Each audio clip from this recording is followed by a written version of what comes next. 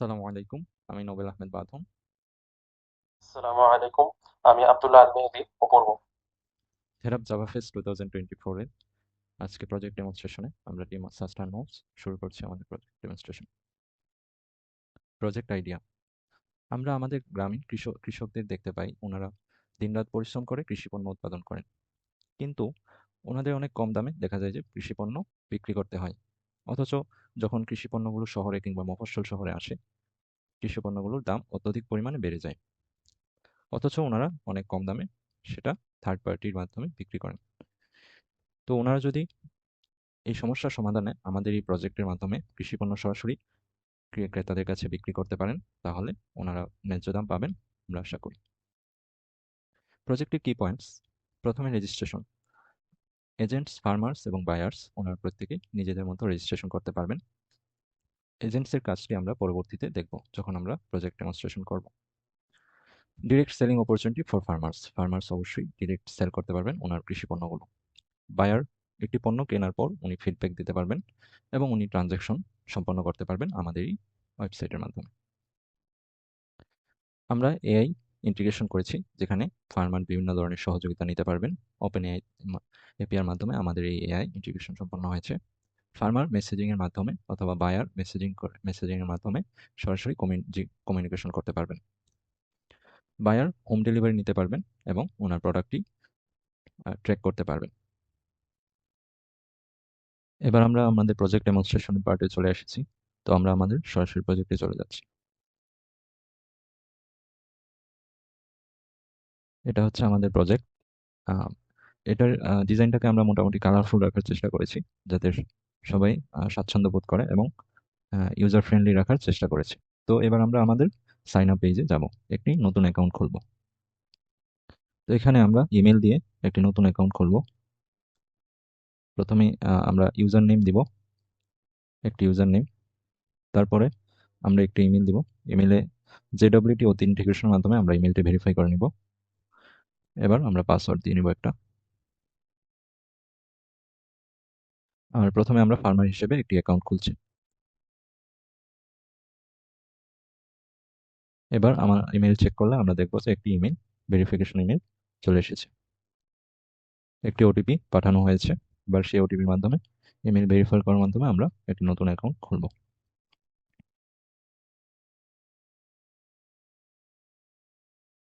আমরা ওটিপি দিয়ে ভেরিফাই করে নিচ্ছি। এবার আমাদের অ্যাকাউন্টটা ভেরিফাই হয়ে গিয়েছে। এবার আমরা জাস্ট ইমেল দিয়ে অ্যাকাউন্টে প্রবেশ করব।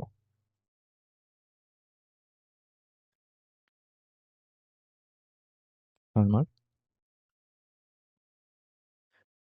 এই হচ্ছে আমাদের একটি ফার্মারের অ্যাকাউন্ট। এখানে আমরা ফার্মারের ড্যাশবোর্ডটা দেখতে পাচ্ছি, এবং যেহেতু আমরা কোনো প্রোডাক্টস অ্যাড করি নাই, তার জিরো প্রোডাক্টস, এবং তার হচ্ছে এখানে সে নতুন প্রোডাক্টস অ্যাড করতে পারবে। তো আমরা এখানে এডিট প্রোফাইলে গিয়ে আমরা প্রোফাইলটাকে এডিট করতে পারবো। আমরা তার একটা ছবি চুজ করে দিব, ছবি চুজ করে, এবং তার জেন্ডার সিলেক্ট করতে পারবো। আর তার একটা ফোন নম্বর আমরা এড করে দিব। এখানে সে উপজেলা সেট করতে পারবে,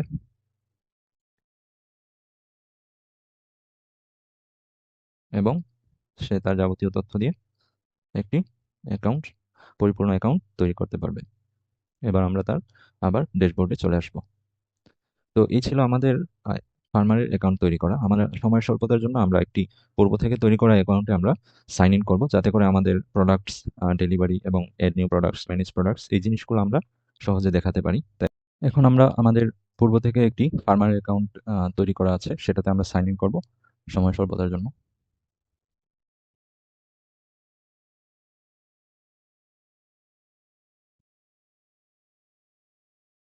এবার আমরা ইমেল এবং পাসওয়ার্ড দিয়ে লগ ইন করবো ফার্মারের সেই অ্যাকাউন্ট। এই হচ্ছে আমাদের ফার্মার, তার এটা ড্যাশবোর্ড আমরা দেখতে পাচ্ছি। ড্যাশবোর্ডে তার টোটাল প্রোডাক্টস আছে এখন 4টি, টোটাল অর্ডার্স আছে 5টি, এবং ডেলিভার্ড প্রোডাক্টস এখন পর্যন্ত 0টি আছে, এবং সে চাইলে তার প্রোফাইল এখান থেকে এডিট করে নিতে পারবে। এবার আমরা যদি ম্যানেজ প্রোডাক্টসে যাই, ম্যানেজ প্রোডাক্টসে মূলত দুইটা পার্ট আছে। একটি হচ্ছে তার যে প্রোডাক্টসগুলো আছে সেগুলো দেখাবে, আরেকটি হচ্ছে সে এড নিউ প্রোডাক্ট, অর্থাৎ নতুন কোনো প্রোডাক্ট সে যুক্ত করতে পারবে। তো আমরা যদি কোনো নতুন প্রোডাক্টস এড করতে চাই, তাহলে আমরা এভাবে এড করতে পারবো। এখানে ডেসক্রিপশনটা মূলত আমরা রাখবো, কারণ একটি ফার্মার কখন সে তার প্রোডাক্টটি সরবরাহ করতে পারবে। আমরা জানি কিছু কৃষিপণ্য আছে যেগুলো পচনশীল, তো আমরা যদি ডেসক্রিপশনে আগে থেকেই আমরা দিয়ে রাখি কখন আমরা সাপ্লাই করতে পারবো, তো বায়াররা প্রি অর্ডার করলে আমরা এটা সহজেই পরবর্তীতে সরবরাহ করতে পারবে, ফার্মার সরবরাহ করতে পারবে। সেই জন্য আমরা ডেসক্রিপশনে তার এই পূর্ব নির্ধারিত কিছু তারিখ দিয়ে রাখবে। তো এখানে সে তার তারিখ দিয়ে রাখতে পারবে অথবা যে কোনো কিছু লিখতে পারবে, চাইলে সে এটা বাংলাতেও লিখতে পারবে, এবং সে একটি প্রোডাক্টস ক্যাটাগরি সেট করতে পারবে, প্রোডাক্টস প্রাইস ঠিক করে দিতে পারবে এখানে, এবং তার কাছে কত প্রোডাক্ট, কি পরিমাণ প্রোডাক্টস আছে তার একটি তথ্য সে এখানে দেবে, এবং সে একটি ছবি আপলোড করবে এখানে। তো এভাবে সে যখন এড প্রোডাক্টসে ক্লিক করবে একটি প্রোডাক্ট এড হয়ে যাবে। আমরা দেখতে পাচ্ছি আরেকটি প্রোডাক্টস এড হয়ে গিয়েছে এখানে। এই ছিল তার ম্যানেজ প্রোডাক্টস, এবং সে চাইলে এখান থেকে যে কোনো প্রোডাক্টস আবার তার দাম কিংবা পরিমাণ যদি চেঞ্জ হয়, তার কাছে প্রোডাক্ট যদি না থাকে, তখন সে এটা রিমুভ করে দিতে পারবে, অথবা সে এডিট অপশনে গিয়ে এখানে সে চেঞ্জ করতে পারবে। তার কাছে ধরলাম এখন আছে 150 কেজি, 7 কেজি কমে গিয়েছে, এবং সে চাইলে ডেসক্রিপশনও চেঞ্জ করতে পারবে এখানে। আর এটা যদি সেভ দেয় আবার সেভ হয়ে যাবে। এই যে এখন তার কাছে আছে 150 কেজি। তো এভাবে সে তার প্রোডাক্টসগুলো ম্যানেজ করবে। এবার আমরা যাব তার অর্ডারসে।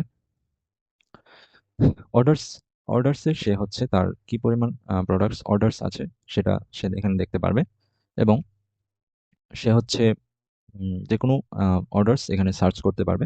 টি লিখে যদি সার্চ করে তাহলে টি গুলো আসছে, আবার যদি জে লিখে তো এই যে জে এর প্রোডাক্টসগুলো আসছে, সর্ট আউট হয়ে আসবে। এবং সে চাইলেই একটি প্রোডাক্টস তার স্ট্যাটাস সে আপডেট করতে পারবে, কি অবস্থায় আছে, অর্থাৎ প্রোডাক্টটি প্যাকেজ করা হয়েছে হইলে সে প্যাকেজিং ডান আপডেট করতে পারবে। এখন যদি প্যাকেজিং শেষ হয়ে যায়, এবার যদি গাড়িতে উঠানো হয়, তখন সে আপডেট স্ট্যাটাস অর্থাৎ যেখানে গিয়ে সে আপডেট করে দিবে। ধরলাম সেটা এখন ওয়েটিং ফর পিক আপে আছে, পিক আপ অবস্থা আছে, তো এখানে আমরা আপডেট করে দিব। এবং প্রতিবার আপডেটের পর বায়ারের কাছে একটি ইমেল পৌঁছে যাবে যে আপনার প্রোডাক্টটি এই অবস্থা আছে এখন। যখন একটি প্রোডাক্ট অন দ্য রোডে চলে আসবে, তখন আমরা আপডেট স্ট্যাটাস দেওয়ার পর একটি ওটিপি চলে যাবে বায়ারের কাছে, কারণ ডেলিভার্ড করার সময় ওটিপি ম্যাচ করার মাধ্যমে প্রোডাক্টটি ডেলিভার্ড স্ট্যাটাস আপডেট করা হবে। আমরা যদি এখান থেকে অন দ্য রোড এটা সিলেক্ট করা হয়েছে, এবার আমরা যদি অন দ্য রোডে ওই বাটাস, তাহলে একটি ওটিপি গিয়েছে বায়ারের কাছে। আমরা এখন এই বাঁধন বায়ারের কাছে তার ইমেলটা চেক করব, ইনবক্সে আমরা দেখতে পাবো যে একটি ওটিপি গিয়েছে। এবার আমরা তার ইনবক্সে যাচ্ছি। আমরা দেখতে পাচ্ছি যে এখানে প্রথমে আমরা যখন এটা অন দ্য রোড হয়েছে, তখন আমাদের কাছে একটি ওটিপি এসেছে। যখন আমরা ডেলিভার্ড আপডেট করব স্ট্যাটাস, তখন এই ওটিপির মাধ্যমে আমরা হচ্ছে স্ট্যাটাস আপডেট করব। এবার আমরা তার স্ট্যাটাস যখন ডেলিভার্ড হবে সেটা আমরা দেখতে পাচ্ছি, দেখি কি হয়। এই যে আপডেট স্ট্যাটাস আমরা যখন ডেলিভার্ড দিব, তখন আমাদের 4 ডিজিট ওটিপি যাচ্ছে।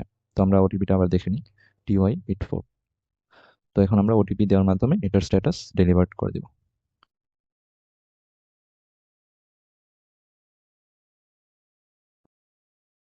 এবার এই প্রোডাক্টটি ডেলিভার্ড, ওটিপি ভেরিফাইড সাকসেসফুল, নাও এটা ডেলিভার্ড হয়ে যাবে। এখন দেখা যাচ্ছে যে এটা ডেলিভার্ড হয়ে গিয়েছে। এভাবে তার অর্ডারসগুলো সে দেখতে পাবে, সে এখান থেকে সর্ট আউট করতে পারবে। Waiting for pick up, packaging done, দুইটা প্রোডাক্ট আছে, ডেলিভার্ড একটা প্রোডাক্ট হয়েছে, আর অন দ্য রোড কোনো প্রোডাক্ট নেই। এভাবে আবার সে তার ড্যাশবোর্ডে বা ম্যানেজ প্রোডাক্টসে চলে যাবে। আমরা দেখতে পাচ্ছি তার ড্যাশবোর্ড। এবার আমরা যাব এড প্রোডাক্ট, আমরা দেখেছি পূর্বেই এড প্রোডাক্ট আমরা কিভাবে প্রোডাক্ট অ্যাড করে নিব, কৃষক কিভাবে প্রোডাক্ট অ্যাড করবে। আর যখন আমরা এআই ইন্টিগ্রেশনের মাধ্যমে কৃষককে সহযোগিতা করার জন্য এআই ইন্টিগ্রেশন করেছি, যেটা আমরা দেখতে পাবো এখন। তো এই হচ্ছে আমাদের এআই ইন্টারফেস। এখানে ওপেন এআই থেকে এপিআই এর মাধ্যমে আমরা এটা ইন্টিগ্রেট করেছি। এবার আমরা যদি কোনো কিছু লিখি,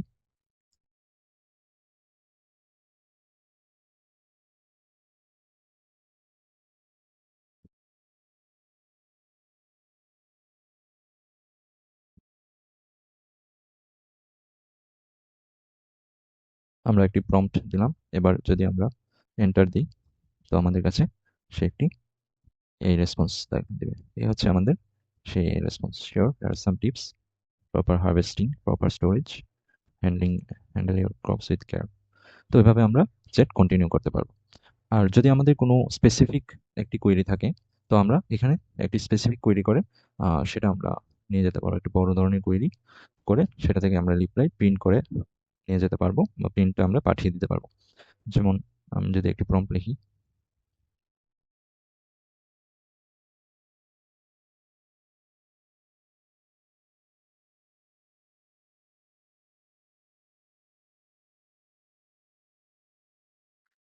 তো এবার আমরা যদি গেট অ্যাডভাইসে ক্লিক করি, তো আমাদেরকে সেই যে একটি রেসপন্স দিয়েছে। আমরা চাইলে এটাকে প্রিন্ট করে সেভ করে নিতে পারবো। সেভ অপশন, এই যে ডেস্কটপে সেভ হয়ে যাবে। তো এই ছিল আমাদের এআই এআই ফিচার্স। এবার আমরা যদি চলে যাই আমাদের সেই আবার ড্যাশবোর্ডে, বোট অ্যাডভাইজার মেসেজেস, ফার্মার, এখানে আমরা একটি মেসেজেস অপশন রেখেছি। ফার্মারকে বায়ার্স মেসেজ করবে, কিন্তু মেসে ফার্মার কখনো বায়ারকে সরাসরি আগে থেকে মেসেজ করতে পারবে না। যখন বায়ার মেসেজ করবে তখন আমরা এটা দেখাবো এই ফিচারটি। আর হচ্ছে এজেন্ট লিস্ট, এজেন্টের কাজগুলো আমরা এজেন্ট হিসেবে যখন সাইন ইন করি তখন বিস্তারিত জানাবো। তবে সে এখান থেকে এজেন্টের সাথে কন্ট্যাক্ট করতে পারবে। এজেন্টকে আমরা মূলত রেখেছি যখন আমরা জানি বাংলাদেশের অনেক কৃষক আছে গরিব, আবার অনেক উদ্যোক্তা আছেন, নতুন ধরনের উদ্যোক্তা তৈরি হচ্ছে আমাদের দেশে। তো এই যাদের কাছে আমাদের ডিভাইসগুলো নেই, ল্যাপটপ নেই কিংবা মোবাইল নেই, তাদের ক্ষেত্রে আমরা এজেন্টের সহযোগিতার মাধ্যমে তারা এজেন্টের কাছে আসবেন এবং এজেন্ট ওনাকে অ্যাকাউন্ট তৈরি করে দিবেন, কিংবা যেকোনো ধরনের প্রোডাক্ট ম্যানেজমেন্ট সবকিছু যাবতীয় সহযোগিতা করবেন, সেটা আমরা বিস্তারিত দেখব। তো উনি চাইলে এখানে কন্ট্যাক্ট করলে আমরা মেসেজ অপশনে চলে যাবেন। উনি যে তিনি এখানে মেসেজ চলে এসেছেন, সে চাইলে উনি এখানে মেসেজ করতে পারবেন। এই যে, এবার আমরা যদি ড্যাশবোর্ডে চলে যাই, এই ছিল আমাদের মোটামুটি ফার্মারের ফিচারগুলি। এবার আমরা চলে যাব বায়ার হিসেবে সাইন ইন করব। তো আমরা ফার্মারকে সাইন আউট করে নিলাম। তো আমরা এখন ফার্মার বায়ার হিসেবে সাইন ইন করব। আহ, পূর্বের মতোই বায়ার অ্যাকাউন্ট ক্রিয়েট করতে পারবেন, নতুন একটি অ্যাকাউন্ট। তো আমাদের সময় স্বল্পতার জন্য আমাদের কাছে একটি অ্যাকাউন্ট পূর্ব থেকেই আছে, তো আমরা সেটাতে সাইন ইন করে নিচ্ছি। প্রথমে ইমেল দিচ্ছি।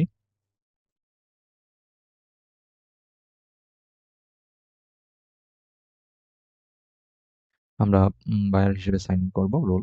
এবার লগ ইন ক্লিক করব। তো আমরা দেখতে পাচ্ছি এখানে আমাদের বায়ার ড্যাশবোর্ড চলে এসেছে। তো বায়ার মোটামুটি এখানে 10টি প্রোডাক্টস দেখাচ্ছে, কারণ মূলত সব কৃষকদের সর্বমোট প্রোডাক্টস এখানে 10টি আছে। ওনার কার্ট আইটেমস আছে 3টি, টোটাল পারচেজেস ওনার আছে 7টি। এবার আমরা যদি ওনার পারচেসড প্রোডাক্টসে যাই, আমরা দেখতে পাবো উনি কি কি প্রোডাক্ট কিনেছেন, এবং উনি ওনার প্রোডাক্টসগুলার অর্ডার ট্র্যাক করতে পারবেন, ডিটেলস দেখতে পারবেন, এবং প্রোডাক্টটি রেট করতে পারবেন ডেলিভার্ড হওয়ার পর। আমরা যদি অর্ডার ট্র্যাকিংয়ে যাই, আমরা দেখতে পাবো উনি প্রথমত অর্ডারটি রিসিভ করেছিলেন, এবং প্যাকেজিং হয়েছে, এবং সবকিছু কমপ্লিট হওয়ার পর ডেলিভারি হবে। উনি চাইলে এখানে প্রিন্ট ট্র্যাকিং ইনফরমেশনটা প্রিন্ট করতে পারবেন। আবার যদি আমরা ড্যাশবোর্ডে চলে যাই, তো উনি অর্ডার, এবং এবার যেহেতু প্রোডাক্টটি ডেলিভার্ড হয়ে গিয়েছে, উনি চাইলে এটাকে রেটিং করতে পারবেন। আমরা যদি রেট করি,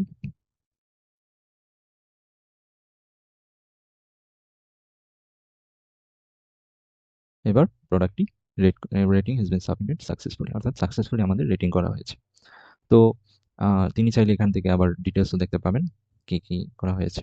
এই ছিল ওনার ডিটেলস। উনি গুয়াভা কিনেছিলেন, সেটাও ডেলিভার্ড হয়ে গিয়েছে, এরকম। এই ছিল তার পারচেজ প্রোডাক্টস। এবার যদি আমরা ব্রাউজ প্রোডাক্টসে যাই, উনি এখান থেকে যে কোনো প্রোডাক্টস কিনতে পারবেন এবং সব কৃষকের প্রোডাক্টস উনি দেখতে পাবেন। উনি চাইলে এখান থেকে সর্ট আউট করতে পারবেন, এবং উনি চাইলে এখান থেকে ডিটেলস দেখতে পারবেন একটি প্রোডাক্টসে।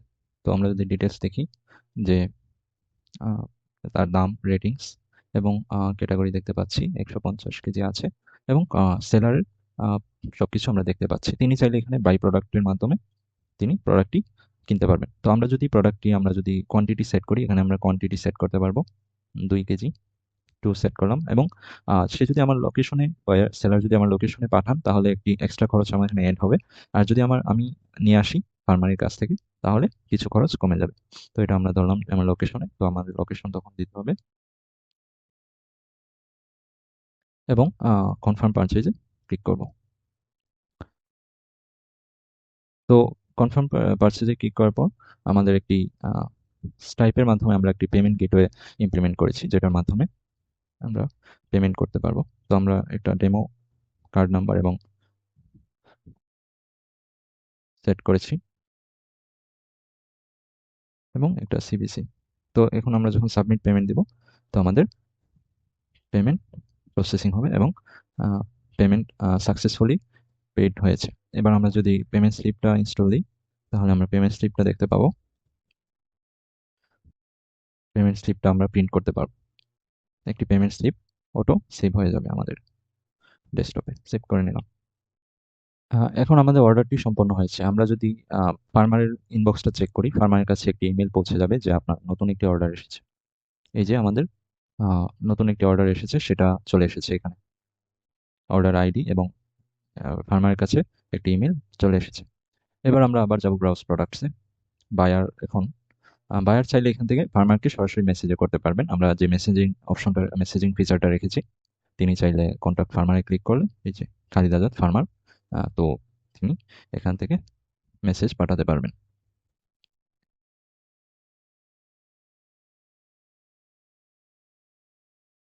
তো আমরা যে মেসেজটা পাঠিয়েছি, আমরা যদি পরবর্তীতে ফার্মারের সাইট থেকে আমরা আবার এই মেসেজটি রিপ্লাই দিব। তো আপাতত আমরা এখন যাচ্ছি আবার ব্রাউজ প্রোডাক্টসে।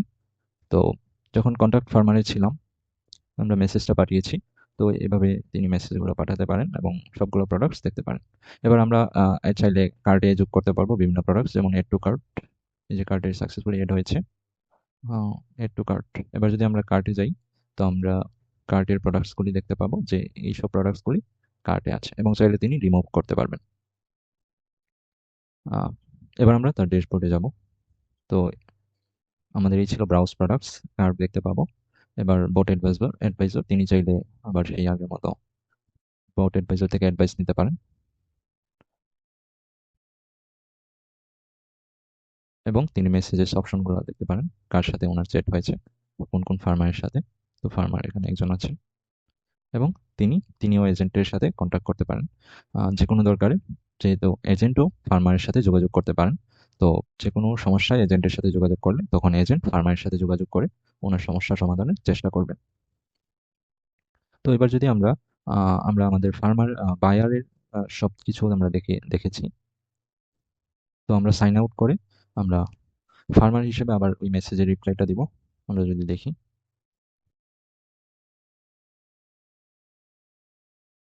আমরা খালিদ আজাদ ফার্মারে প্রবেশ করছি।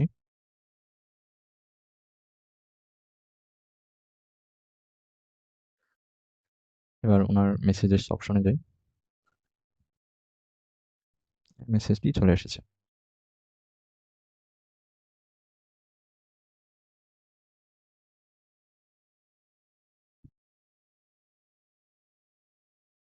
এটা মেসেজ রিপ্লাই দিবেন।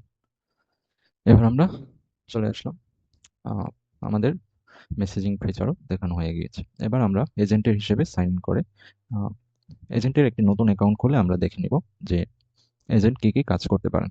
তো আমরা প্রথমেই নতুন একটি এজেন্টের অ্যাকাউন্ট খুলব। এজন্য আমরা একটি ইউজার নেম সেট করব। আমরা ইউজার নেম দিলাম রাজু। ইমেল, একটি ইমেল সেট করব এবং একটি পাসওয়ার্ড। এবার আমরা এজেন্ট হিসেবে সাইন আপ করছি, একটি অ্যাকাউন্ট ক্রিয়েট করব। তো পূর্বের মতো আমাদেরকে অ্যাকাউন্ট ভেরিফাই করতে হবে। তো আমরা যদি অ্যাকাউন্ট ভেরিফিকেশনে যাই, তো আমরা দেখতে পারবো একটি ইমেল এসেছে, 6RR88। তো আমরা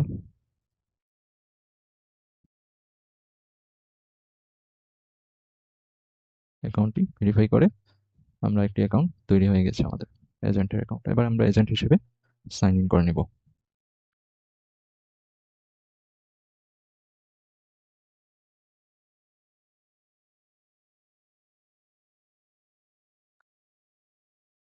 তো এজেন্ট হিসেবে আমরা লগ ইন করে নিলাম এবং লগ ইন সাকসেসফুল।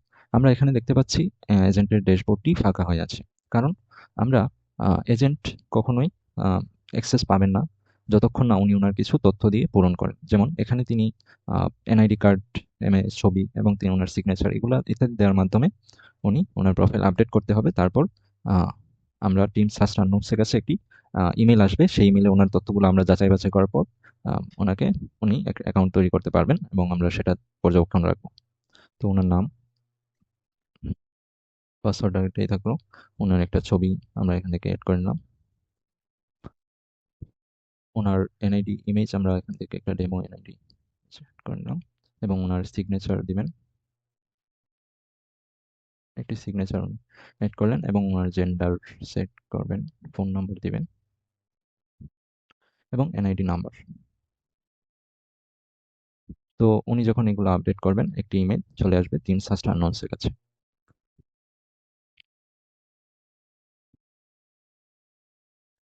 এবার উনি ওনার ফার্মার্সের লিস্ট দেখতে পাচ্ছেন এবং উনি চাইলে একজন নতুন ফার্মার এড করতে পারবেন এবং চাইলে যে কোনো ফার্মারের সাথে কন্ট্যাক্ট করতে পারবেন, যে কোনো ফার্মারের অর্ডার চেক করতে পারবেন। তবে উনি যখন কোনো ফার্মারের প্রোডাক্ট ম্যানেজ করতে যাবেন, তখন আমরা যদি ম্যানেজ প্রোডাক্টে ক্লিক করি, তখন একটি ওটিপি ওই ফার্মারের ইমেইলে চলে যাবে, যাতে করে উনি ভেরিফাই করা যায়। যেমন আমাদের ফার্মারের কাছে একটি ওটিপি চলে এসেছে। আমরা যদি সেই ওটিপিটি এন্টার করি, আমরা দেখতে পাচ্ছি একটি ওটিপি চলে এসেছে, SAPP। তো আমরা সেই ওটিপির মাধ্যমে উনি যদি প্রোডাক্ট ম্যানেজ করতে চান, সেই ওটিপির মাধ্যমে ওনাকে ভেরিফাই করে নিতে হবে। তো উনি এখন ওই ফার্মারের প্রোডাক্টগুলি ম্যানেজ করতে পারবেন এবং যে কোনো প্রোডাক্ট এড করতে পারবেন। আমরা পূর্বেই বলেছি আমাদের বাংলাদেশের কৃষকদের সাধারণত ল্যাপটপ বা এই কোনো ধরনের ইলেকট্রনিক ডিভাইস হয়তো নাও থাকতে পারে কিছু কিছু ফার্মারদের কাছে। আবার যারা বড় পরিসরে উদ্যোগের ব্যবস্থা নেন তাদের কাছে হয়তো থাকবেই এগুলো। তো যখন কারো কাছে না থাকলে উনি এজেন্টের দ্বারস্থ হয়ে উনি ওনার প্রোডাক্ট এড করা কিংবা প্রোডাক্ট রিমুভ করা, এডিট করা এগুলো করতে পারবেন এবং উনি চাইলে অর্ডারও চেক করতে পারেন। ফার্মার্সের যে অর্ডারগুলোও তিনি চেক করতে পারেন। তো অর্ডারগুলোর স্ট্যাটাস আপডেট করতে পারবেন। এজন্য আমাদের কাছে আরেকটা ওটিপি আসবে। তো একটা ওটিপির মাধ্যমে উনি ভেরিফাই হওয়ার মাধ্যমে উনি স্ট্যাটাস আপডেট করতে পারবেন। আমরা যদি দেখি আরেকটা ওটিপি এসেছে, GFEF। তো আমরা ওটিপি ভেরিফাইয়ের মাধ্যমে আমরা ওনার এই যে অর্ডার স্ট্যাটাস আপডেট করতে পারবো। যে কোনো ধরনের স্ট্যাটাস আপডেট করা সম্ভব। আমরা এখান থেকে ওয়েটিং ফর পিকআপ থেকে অন দ্য রোড করে দিব এবং স্ট্যাটাস আপডেট হয়ে গিয়েছে। তো স্ট্যাটাস আপডেট করার পর আমাদের এই যে on the road status updated হয়ে গিয়েছে। এবার আমরা চাইলে যে কোনো প্রোডাক্ট আমরা এভাবে এখানে সার্চও করতে পারবো। সার্চ করলে সর্ট আউট হয়ে যাবে। এবার আমরা ড্যাশবোর্ডে চলে যাব এবং একজন এজেন্ট একজন ফার্মারকে আবার এডও করতে পারবেন, নতুন একটি অ্যাকাউন্টও খুলে দিতে পারবেন। এখান থেকে তিনি আগের মতো অ্যাকাউন্টটি খুলে দিবেন। আর তিনি চাইলে মেসেজেস অপশনে গিয়ে তারা ওনার মেসেজ চেক করতে পারবেন এবং বাউস প্রোডাক্টসে গিয়ে উনি সকল ধরনের প্রোডাক্টস দেখতে পারবেন, কোন কোন ফার্মারে কী কী প্রোডাক্টস আছে। তো উনি এটা দেখার মাধ্যমে ওনার কাজ সম্পন্ন করবেন। তো এই ছিল আমার এজেন্টের ফিচারগুলি। তো এবার আমরা আমাদের স্লাইডে চলে যাব। ধন্যবাদ। ডেমনস্ট্রেশন পার্টের পরে আমরা যাব সিস্টেম ওভারভিউয়ে। মূলত এখানে আমরা ব্যাকএন্ড সিস্টেম কিভাবে ফ্রন্ট এন্ডের সাথে কানেক্ট হয়েছে এটা আমরা আলোচনা করব। প্রথমে ফ্রন্ট এন্ডের অংশগুলো কিভাবে ব্যাকএন্ডের সাথে যোগাযোগ রক্ষা করছে তা এখানে দেখাবো। তো এখানে আমরা ব্যাকএন্ডের যে এপিআইগুলো ক্রিয়েট করেছি সেগুলো কল করার জন্য আমরা নেক্সট জেএস ব্যবহার করে ফ্রন্ট এন্ডে কিছু র্যাপার এপিআই ক্রিয়েট করেছি। এই র্যাপার এপিআই ব্যবহার করে আমরা ব্যাকএন্ডে কল করব, যাতে এপিআইগুলো র্যাপড হয়ে আলাদাভাবে যায়। এতে ইররগুলা ডিটেক্ট করা সহজ হবে এবং যাতে আমরা আমাদের এপিআইগুলো এক্সপোজ হওয়া থেকে রক্ষা করতে পারি। এছাড়া আমরা এখানে হুক ব্যবহার করেছি, যা সার্ভার সাইড ও ক্লায়েন্ট সাইড কানেক্ট করে। এখানে আমরা এপিআইগুলো এবং হুকগুলো দেখতে পাচ্ছি। তো এখানে দেখেন যে এজেন্ট রেজিস্ট্রেশনের জন্য ইউজার সার্ভারে কল হয়েছে এই এপিআই এর মাধ্যমে। তো এইভাবে আমরা ব্যাকএন্ডকে কানেক্ট করতেছি ফ্রন্ট এন্ডের কলগুলো করার জন্য। এরপর আমরা দেখব আমাদের ব্যাকএন্ড সিস্টেম কিভাবে কাজ করতেছে। তো ব্যাকএন্ড সিস্টেম ব্যাখ্যা করার প্রথমে আমাদের ব্যাকএন্ড সিস্টেম যেভাবে আমরা ইমপ্লিমেন্ট করছি যে মাইক্রো সার্ভিস তার সম্পর্কে আলোচনা করা জরুরি।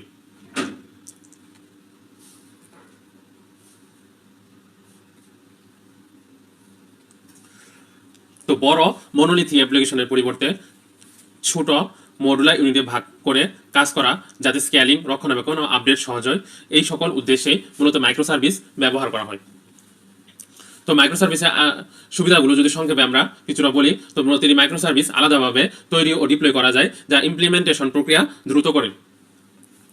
তো সহজভাবে স্কেলিং করা যায় এবং প্রয়োজনে লোড অনুযায়ী নির্দিষ্ট সার্ভিস বাড়ানো বা কমানো যায়। প্রতিটি মাইক্রো সার্ভিস ভিন্ন ভিন্ন প্রযুক্তি বা ভাষায় তৈরি করা যায়, ফলে উপযুক্ত টুল ব্যবহার করা সম্ভব হয়।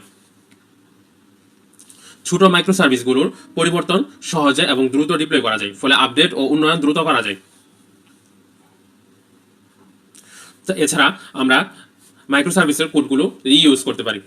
একটি ডেট প্রজেক্টের কিছু কোড আমরা অন্য একটা প্রজেক্টে ব্যবহার করতে পারি খুব সহজেই।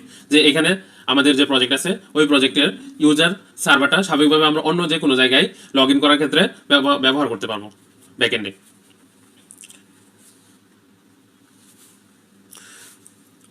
তো আমাদের মাইক্রো সার্ভিসের যে আর্কিটেকচার ফলো করা হয়েছে তার চিত্রটা এটা, তো এটা ব্যাখ্যা করতেছি। তো এখানে প্রথমে ক্লায়েন্ট রিকোয়েস্ট পাঠাচ্ছে, যেমন অ্যাকাউন্ট তৈরি, পণ্য কেনা বা বেচা অথবা রিয়েল টাইম চ্যাট করার জন্য। এই অনুরোধগুলি HTTP অনুরোধ আকারে প্রথমে API গেটওয়েতে যায়। API গেটওয়ে রিকোয়েস্ট গ্রহণ করে এবং যাচাই করে। এটি মূলত সার্ভিসগুলোর মধ্যে যোগাযোগ স্থাপন করার জন্য ব্যবহৃত হয়। এখানে লোড ব্যালেন্সিং এবং সিকিউরিটি মডিউল থাকে, যা সিস্টেমের লোড ম্যানেজমেন্ট এবং নিরাপত্তা বজায় রাখে। API গেটওয়ে এর অনুরোধগুলিকে বা রিকোয়েস্টগুলোকে যথাযথ মাইক্রো সার্ভিসে পাঠিয়ে দেয়। মাইক্রো সার্ভিসগুলি হলো আমাদের এই প্রজেক্টের মাইক্রো সার্ভিসের মধ্যে তিনটা সার্ভার ব্যবহার করা হয়েছে: ইউজার সার্ভার, প্রোডাক্ট সার্ভার এবং মেসেজিং সার্ভার। ইউজার সার্ভারের মাধ্যমে ব্যবহারকারী অ্যাকাউন্ট ম্যানেজমেন্ট করা হয়। এই সার্ভার ব্যবহারকারীর ছবি অন্যান্য ডাটা সংরক্ষণ করার জন্য এবং রিকোয়েস্ট আনা নেওয়ার জন্য ব্যবহৃত হয়।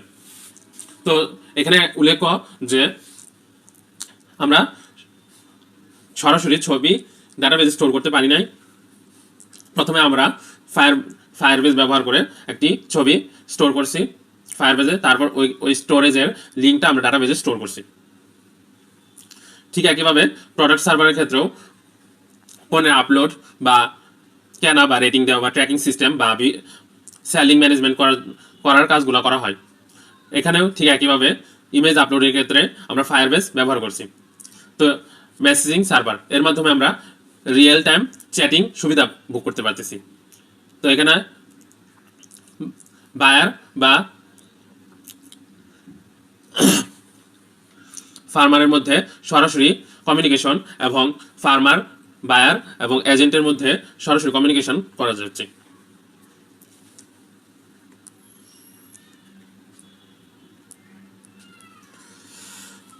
তো এই ছিল সিস্টেম। তাছাড়া ব্যাকএন্ডের কোডগুলো যদি আমরা একটু দেখি, তো আগে তিনটা, এখানে মোটামুটি আমরা 5টি সার্ভার সার্ভিস দেখতে পাচ্ছি। তার মধ্যে 3টি সম্পর্কে আমরা আগে আলোচনা করছি। এখানে বাকি 2টা সম্পর্কে আলোচনা করব, যে ডিসকভারি সার্ভার এবং API গেটওয়ে। ডিসকভারি সার্ভার মূলত যে ইনস্ট্যান্স ক্রিয়েট করার জন্যই ব্যবহার করা হয়। এটি সার্ভিসগুলোর মধ্যে যোগাযোগ সহজ করে, কারণ ক্লায়েন্ট বা অন্যান্য সার্ভিস এই সার্ভারের মাধ্যমে নির্দিষ্ট সার্ভিসের লোকেশন খুঁজে পাই। এখানে আমরা নেটফ্লিক্স, ইউরেকা ব্যবহার করেছি।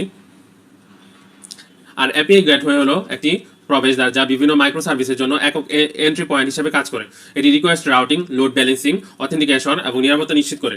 ক্লায়েন্টের অনুরোধ প্রথমে API গেটওয়েতে আসে, তারপর তার সংশ্লিষ্ট মাইক্রো সার্ভিসে পাঠানো হয়।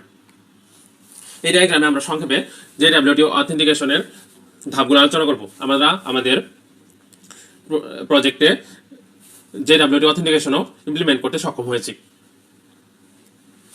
এক্ষেত্রে ক্লায়েন্ট লগ ইনের জন্য ইউজার নেম এবং পাসওয়ার্ড এবং রুল পাঠায়। তো এক্ষেত্রে রিকোয়েস্ট পাঠানোর জন্য স্প্রিং সিকিউরিটি অথেন্টিকেশন ম্যানেজারে রিকোয়েস্ট পাঠাই। তো স্প্রিং সিকিউরিটি অথেন্টিকেশন ম্যানেজার ইউজারের তথ্য যাচাই করে এবং সঠিক হলে JWT টোকেন জেনারেট করে। তো JWT টোকেনটি পরবর্তীতে ক্লায়েন্টের লোকাল স্টোরেজে সংরক্ষণ করা হয় এবং এই টোকেন পরবর্তীতে ব্যবহার করা হয়। তো পরবর্তীতে এই JWT টোকেন ব্যবহার করে আমাদের লগ ইন কার্যক্রম সম্পাদন করতে হয়।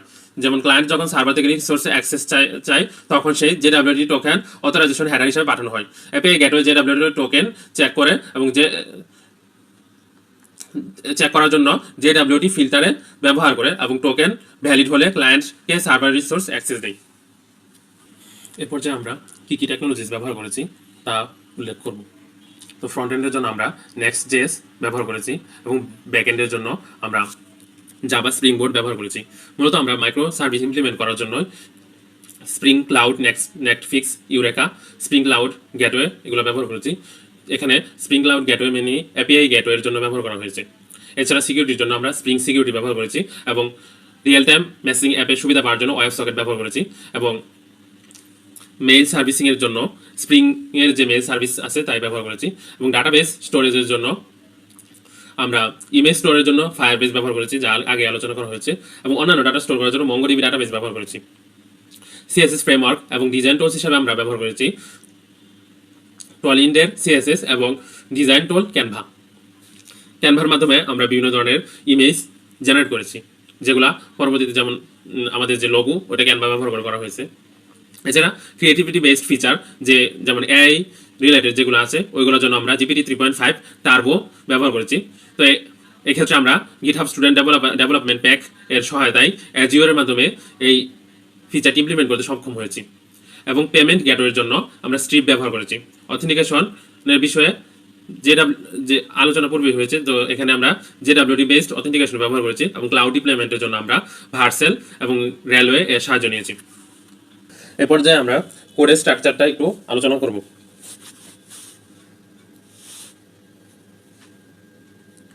তো এক্ষেত্রে আমরা দেখতে পাচ্ছি যে এখানে ফ্রন্ট এন্ড এবং মাইক্রো সার্ভিস নামে দুইটা ফোল্ডার আছে। তো ফ্রন্ট এন্ডে আমরা নেক্সট.js ব্যবহার করে ইউজার ইন্টারফেসগুলো ক্রিয়েট করেছি। তো এক্ষেত্রে আমরা কিছু ফোল্ডার ব্যবহার করেছি, যেমন components, config, hook, space, styles, types, utils, etcetera. তো এক্ষেত্রে আবার ইএনবি এবং এগুলো ব্যবহার করছি। তো কম্পোনেন্টসের মধ্যে আমরা বিভিন্ন ধরনের কম্পোনেন্টস ইনক্লুড করছি। তো এখানে হুকস একটা গুরুত্বপূর্ণ বিষয়, যে এখানে যে ক্লায়েন্ট এবং সার্ভার দুইটা যে অংশ আছে, দুইটা অংশ কমিউনিকেটের জন্য হুকসগুলো ব্যবহার করা হচ্ছে। এছাড়া পেজেসের মাঝে আমরা এপিআই নামে একটা র্যাপার এপিআই ফোল্ডার বানিয়েছি। এখানে বিভিন্ন ধরনের র্যাপার এপিআই গুলো আছে যা ব্যাকএন্ডের সাথে কানেকশন করতেছে। এছাড়া অন্যান্য পেজেসগুলো রিলেভেন্ট নাম দিয়ে সেভ করা হয়েছে। এছাড়া আমরা কোডের স্ট্রাকচারের ক্ষেত্রে বা কোডগুলা লেখার ক্ষেত্রে অনেক ক্ষেত্রে আমরা কমেন্ট আউট করে রেখেছি, যাতে পরবর্তীতে আমাদের জন্য বুঝতে সুবিধা হয়। এই যে, তো এই হলো ফ্রন্ট এন্ড। আর ব্যাক এন্ডের ক্ষেত্রে আমরা আগেই আলোচনা করছি যে মাইক্রো সার্ভিস ইমপ্লিমেন্ট করছি। তো এখানে কোডগুলো নর্মাল স্ট্রাকচার ব্যবহার করে করা হয়েছে। যদি আমরা এখানে প্রোডাক্ট সার্ভিসের কোডগুলো দেখাই, যে সোর্স নেই, এই যে config, controller, model, repository, service, এগুলা যে নর্মাল স্ট্রাকচার ব্যবহার করা হয় স্প্রিং বোর্ডের ক্ষেত্রে এটা ব্যবহার করা হচ্ছে। যে কনফিগের মধ্যে এখানে মেইন কনফিগারেশন আছে। তো এখানে বিভিন্ন ধরনের কন্ট্রোলারগুলো আছে। তো এখানে রিপোজিটরি আছে বা মডেলগুলো এখানে আছে। এগুলো আমাদের কোড। আমরা সর্বোচ্চ চেষ্টা করছি যে কোডগুলা নিট অ্যান্ড ক্লিন রাখার জন্য। এবার আমরা আমাদের প্রজেক্টের চ্যালেঞ্জেসগুলো যেগুলো ফেস করেছি আমরা ডেভেলপমেন্টের সময় সেগুলো নিয়ে বলবো। প্রথমত ইমেজেসগুলো স্টোর করতে আমাদের বেশ সমস্যা করতে হয়েছিল। ফায়ারবেজে স্টোর করতে হয়েছে, দেন আবার ডাটাবেজে রাখতে হয়েছে। এর জন্য আমরা পর্যাপ্ত পরিমাণ রিসোর্স পাইনি। আবার জাভা মাইক্রো সার্ভিসেস ইমপ্লিমেন্টেশনে আমরা পর্যাপ্ত রিসোর্স পাইনি। ওপেন এআই এর জিপিটি 3.5 টার্বো ইন্টিগ্রেশনে আমাদের সমস্যা করতে হয়েছে, কারণ এখন এটা পেইড ভার্সন হয়ে গেছে, পে করতে হয়। তো আমরা GitHub Microsoft student account develop অ্যাকাউন্টের মাধ্যমে কিছু পের মাধ্যমে ওপেন এআই এআই ইন্টিগ্রেট করেছি। তারপর জাভা কম্পিটিবল মডেলস ডেভেলপ করতেও আমাদের বেশ সমস্যা করতে হয়েছে। ক্লাউড ডেপ্লয়মেন্ট অত্যন্ত সমস্যাময় একটি কাজ ছিল, কারণ এটা বেশ অনেক ধরনের এরর দিচ্ছিল। তো সেটা আমাদেরকে সমস্যা করতে হয়েছিল। ফিউচার স্কোপ আমাদের প্রজেক্টে অত্যন্ত পটেনশিয়াল একটি প্রজেক্ট আমরা মনে করি, কারণ প্রথমত এটার স্কেলেবল ফিচার্স এটাকে অত্যন্ত উঁচু স্থানে রেখেছে। তারপর এটা কমিউনিটি বিল্ড আপে অনেক বড় সহায়তা করবে। আর আমরা মেশিন লার্নিং কিংবা এআই ইন্টিগ্রেশনের মাধ্যমে আমরা প্রজেক্টের কৃষি পণ্যের বিভিন্ন রোগ নির্ণয়ে সক্ষম হতে পারি এবং যেটা কৃষকদেরকে সহায়তা করতে পারবে। কৃষকদেরকে আগাম বিভিন্ন ধরনের সতর্কবার্তার মাধ্যমে সহায়তা করবে এই মেশিন লার্নিং এবং এআই ইন্টিগ্রেশনের মাধ্যমে। দ্বিতীয়ত যে প্রধানত এটা যে একটি বড় সমস্যার সমাধান করছে সেটা হচ্ছে থার্ড পার্টির মধ্যস্থতা এখানে নেই। কারণ কৃষক যেহেতু ক্রেতা পর্যায়ে সরাসরি অনলাইনের মাধ্যমে আমাদের ওয়েবসাইটের মাধ্যমে কৃষি পণ্যগুলো বিক্রি করছে। এজন্য হয়তো আমাদের এজেন্ট মেথডটাকে আরেকটু ডেভেলপ করতে হবে এবং বিভিন্ন গ্রামে, গ্রামে এজেন্ট স্থাপনের মাধ্যমে কৃষকদেরকে রেজিস্টার করার মাধ্যমে কৃষক সেই পণ্যগুলো এজেন্টের মাধ্যমে আমাদের বিশ্বস্ত এজেন্টের মাধ্যমে ক্রেতা পর্যায়ে প্রোডাক্টগুলো বিক্রি করতে পারবেন এবং শহরে কিংবা বিভিন্ন এলাকায় যেখানে দ্রব্যমূল্যের ঊর্ধ্বগতি দেখা যেত সেটাও সমস্যার সমাধান হবে। এই ছিল আমাদের প্রজেক্ট ডেমনস্ট্রেশন। ধন্যবাদ।